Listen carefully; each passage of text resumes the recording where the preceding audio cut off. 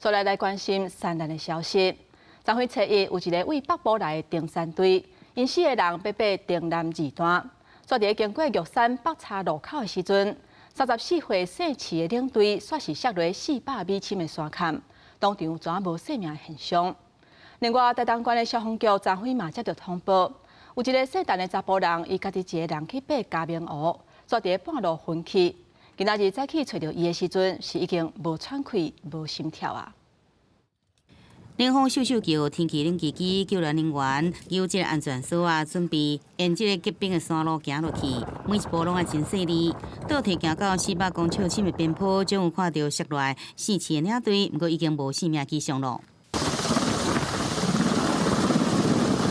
光棍直升机也21加2咱的4起的领队甲其他3名的山友送落山。这个来自北部的登山队拍算趁过年的假期。爬到南二段，有加15队台东的向阳落山，不过因为步道结冰真骨，一行人行到玉山主北方三车路口时，4起的领队无小心绊倒，下落去400公尺深的边坡。气温偏低，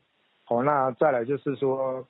又下雨，那刚好行经到那个位置的时候，路面结冰，所以又湿滑。另外，伫台东，这10有山友发现，伫嘉明湖国家步道9.5公里的所在，有一个姓陈的山友倒伫涂骹昏迷。虽然赶紧来通报消防局，不过因为山区气候无好，救援人员才一直接触到这患者，不过已经明显死亡。洪坤也赶紧完成吊挂落山的作业。独自登山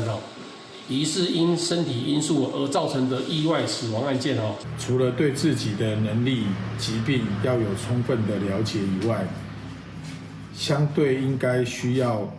带足保暖装备。警方初步研判，这4单10人是家己一个爬山，不过确切死因也要进一步来调查。专家讲，爬山除了爱考虑家己的能力，嘛爱避免家己一人爬山，才会用降低这个意外发生的机会。记者综合报道。